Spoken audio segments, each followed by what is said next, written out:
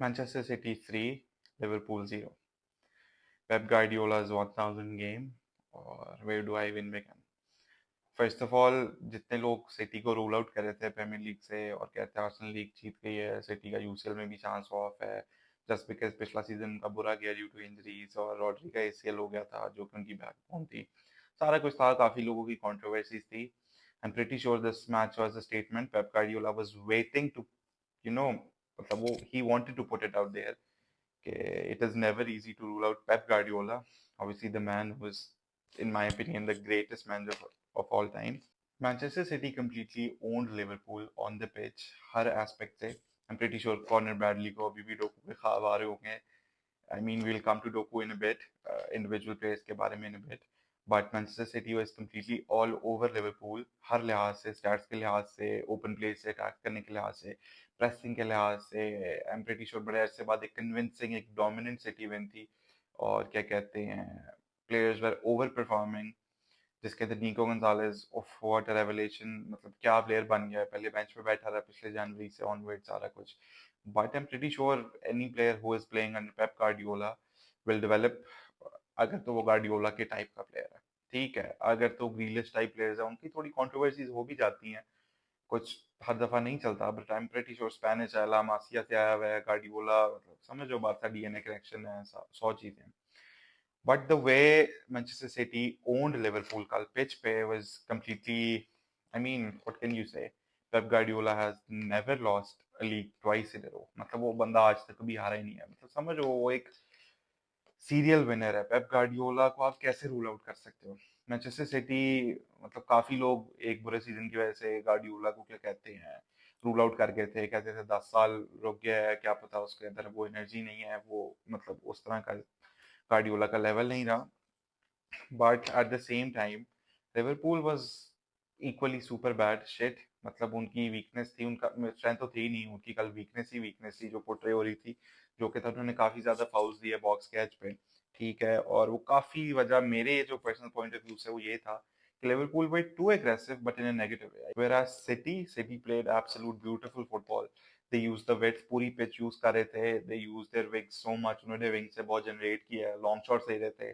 City were literally like they were there to make a statement कि भाई इतना आसान नहीं है आप। there is a reason why Pep Guardiola said आप नवंबर में लीग नहीं जीतते। and I'm pretty sure बाकी सारे टीम्स के लिए भी including Arsenal this was a very like alarming situation because Pep Guardiola back to his best is never a good sign for the opposition।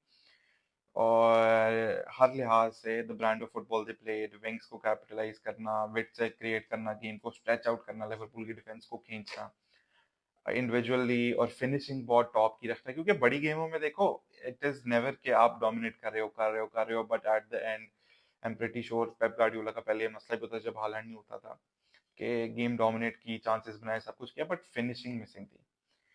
अब बड़ी गेम्स बेशक आप शेट खेलो, जो मर्जी खेलो, बट टू विन आपके पास गेम फिनिश करने की कैपेबिलिटी होनी चाहिए। और सिटी वर एक्सेप्शनल इन फिनिशिंग। डोकू, जो कि आई don't no, this is by far his best game in a City shirt so far. This was his, in my opinion, one of my favorite Doku performances ever. पहले भी मतलब he was in that Vinicius Junior arc, Ancelotti से पहले वाला dribble dribble dribble कोई and product नहीं था। अब उसका मेरे ख्याल से बॉडी और फिनिशिंग और दिमाग तीनों एक लाइन में बैठ गया। He knows when to finish, he knows when to assist. मतलब एंड प्रोडक्ट लड़के ने इम्प्रूव किया, समझ लो आपके 2 साल वो खेल के उसने अब अपनी गेम बेहतर की है, और जो कि बनता भी था ऑब्वियसली। कब तक आप एक लेवल पे अपने आप को लिमिटेड रखोगे, सॉरी। तो that's how it is. On the other hand, Mo Salah, what a stinker. अब आप Erling Haaland देखो, who has been on a generational run this season, has been in the form of his life. I think Erling Haaland has excelled। उसका जो treble winning season था Ballon d'Or second वाला, he's a better player now। he senses the creation। पहले तो था ना एक box player था, obviously पहले केडीबी भी था।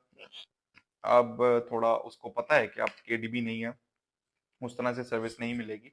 But at the same time the hunger for the goals have increased. वरना Erling Haaland, it's a crazy start, he has more goals and assist than his appearances, which is crazy.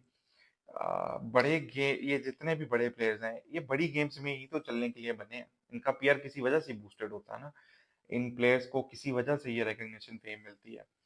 Or Erling Haaland, oof, that header, what a season he's having. Crazy, crazy. In my opinion, top two players in the world, obviously, मेरा number one would be Harry Kane, फिर Haaland और Mbappe, जो भी जिसको जो है. But Doku crazy, मतलब हर किसी को था. Salah, Wirtz. I mean, anyways, what is? I think the criticism towards Florian Wirtz, if we come to him, is a bit unjustified. एक फॉरेन लीग से आना, बुंडेसलीगा से प्रीमियर लीग, एक change. Obviously Bundesliga से यार आप premiere league आ रहे हो, खुद सोचो, जमीन आसमान का डिफरेंस है. तो या but the talent is there, उसके टचेस से, उसके विजन से, just I don't know, confidence का भी मसला है. थोड़ा सा लॉस लॉस भी लग रहा था पिच पे. But team Liverpool as a team collectively ही परफॉर्म नहीं कर रही, तो आप वेट से क्या एक्सपेक्ट करते हो? तो obviously there is something wrong with the team in general, कोई एटमॉस्फेयर. ऑब्वियसली एक वो बुरे रन पे भी आर्ने स्लॉट के साथ, but at the same time they will bounce back. The second उनकी टीम जल कर गई, सारा कुछ हो गया, दे विल बी बेटर. सो एक कंसर्निंग लॉस भी है, but it is more of a statement from Manchester city side. I am pretty sure Liverpool के अलावा कल कोई और बड़ा मैच भी होता, कोई और बड़ी टीम भी होती, Manchester City would have dominated the way they played. They showed they want the title. They showed they're not out yet. Or yeah, Pep Guardiola's 1000 game. It's crazy. It's crazy in my opinion because I think people still undervalue what Pep Guardiola is to football. The way how he revolutionized football. The way how everybody is trying to play like Pep Guardiola now. एक इंसान, like when he retires, when he's like old, and we talk about like the greats of this game, I'm pretty sure Pep Guardiola will be on top of that list because the way he has influenced this game, he brought Messi into, come on, like Messi under Guardiola. पता है एक और crazy बात क्या है? Manchester City under Pep Guardiola is averaging 2.3 points per game, और Pep Guardiola की win percentage 72% है in 10 years. Compare to Barca, जिधर वो 4 साल था, उधर उसकी 73% थी, और दैट वाज 2.4 पॉइंट्स पर गेम. और मैं बायर्न म्यूनिख में ही वाज 77%, मतलब उसका विन रेट था इन 3 इयर्स. तो आप देख रहे हो 3 साल में 77, 4 साल में 74, और इधर 10 साल में 73%, इंक्लूडिंग लाइक उसको कितना क्रिटिसिज्म मिला. People were like how will Pep Guardiola play his football in the Premier League, और how will he adjust to the Premier League. पहले सीजन के बाद आई एम प्रीटी वो हुआ था, he lost the first season, मतलब league title हार गए थे, तो सारे जो पंडित थे और प्लेयर्स थे, they were questioning Guardiola's way of football. और there was a time where City won 4 in a row. It was a one horse league. Premier League में सबको पता सिटी ने जीतना है. There comes Manchester City, Premier League winners over and over again. तो he brought City's first ever UCL. मतलब अब he literally made City that club. मतलब आज जो सिटी है ना, आई एम प्रीटी श्योर, मतलब ऑब्वियसली प्लेयर्स भी हैं, मैनेजमेंट भी है, सब कुछ है. They're well run club, one of my favourite clubs when it comes to how it's run और किस तरह मैनेज होता है हर चीज़. बट पेप गार्डियोला, और मैनेजर भी होते हैं, सारा होता, सब कुछ होता, अगर उन्हें भी ऐसे फंड्स मिलते हैं, सब कुछ होता, पीपल क्वेश्चन होता, इतना आसान नहीं होता. अगर होता होता तो पेलेग्रिनी यूसीएल जिता देता, मैंचीनी जिता देता. It is never that easy. So I think we should just value what Pep Guardiola did with Manchester City, and I'm pretty sure there will be not another manager जो इस तरह का influence लेके आए football के अंदर. And we're just lucky to have him around. The way his teams play football, the way he influences football, I'm pretty sure there will be no other manager ever to replicate that. And we're never going to see something like this again. जब United की dominance खत्म हुई थी ना Fergusson के बाद, तो उसके बाद से other than Manchester City, due to Pep Guardiola, no one ever capitalize on this time period के. इस टाइम पीरियड में एक टीम ने इंग्लिश फुटबॉल को इतना डोमिनेट किया और अपने आप को उस लेवल पे एस्टैब्लिश किया हो कि they are regarded as one of the most like respected और most known teams in the world, और people don't want to face them. That was my take.